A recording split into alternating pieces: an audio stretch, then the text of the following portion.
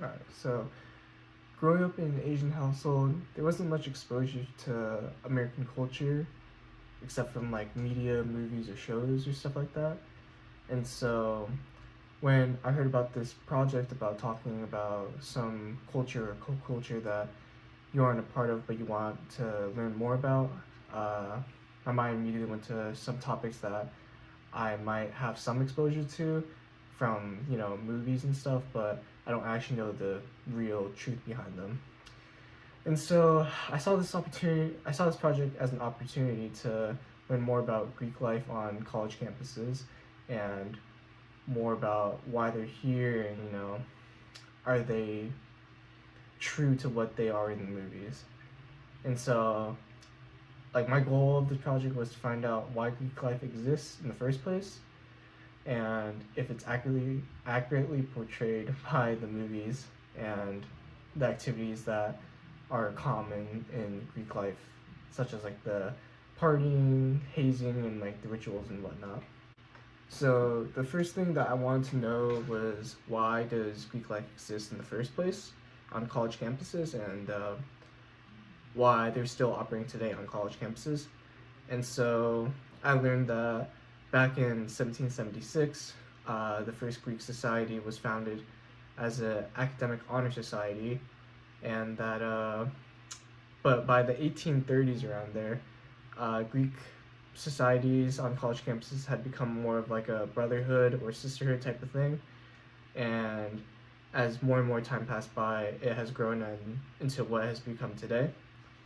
And that sororities and fraternities today have a larger emphasis on like the community aspect and like service, and more of like the philanthropy of like the kind of giving back to the community. And that I found out that Greek life from the University of Tennessee raised $350,000 for charity, and they put in over 40,000 hours of community service. And so this kind of opened my eyes to see that.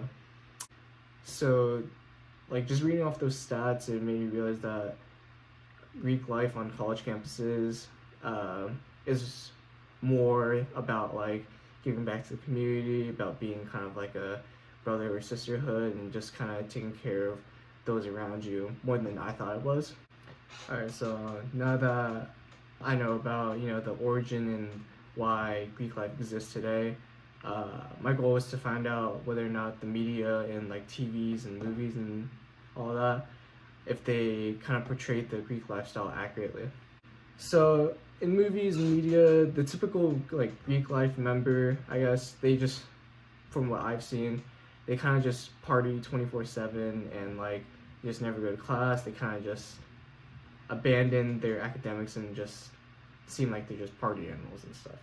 So I wanted to see if that was true, and so I went online, and I saw that a study from the University of Miami found that on average, we're seeing goes Greek, or like they commit to the Greek lifestyle.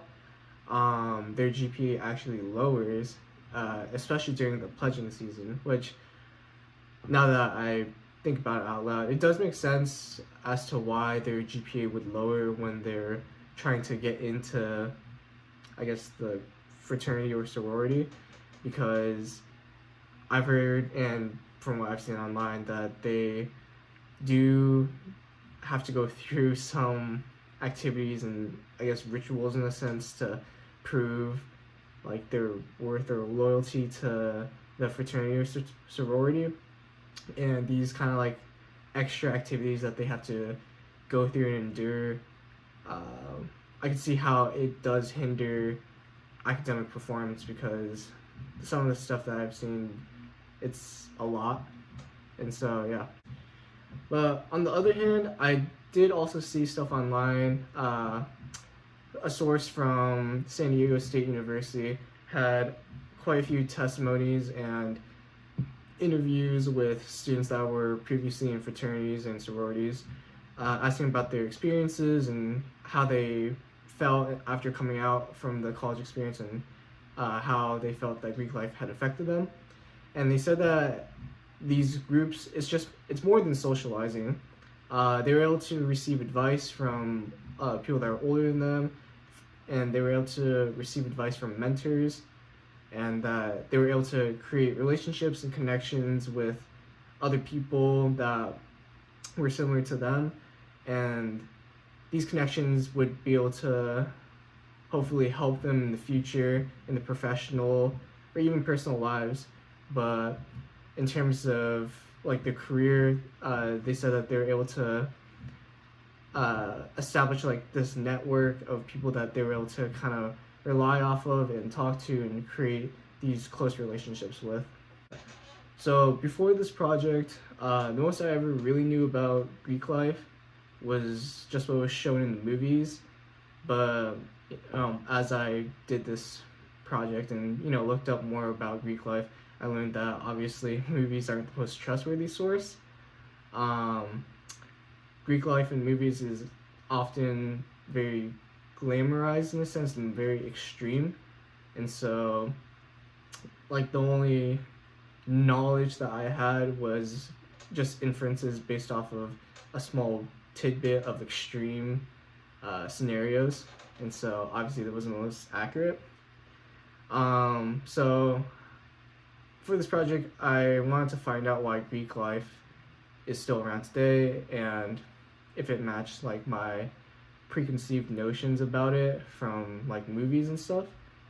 And this project has shown me that you can just believe you can't just believe whatever you see in the media, and that while there may be some like bad things that occur in Greek life, as there are in everything, there's still lots of good actions that come from these organizations. The community service, the charity donations, just the whole brother and sisterhood, making people feel included that are in the organizations, and the creation of like the networks and relationships. I feel like I've learned a lot about why Greek life still exists today and on college campuses, and I can see somewhat of the difference between what's shown in movies and what is actually occurring in today's life.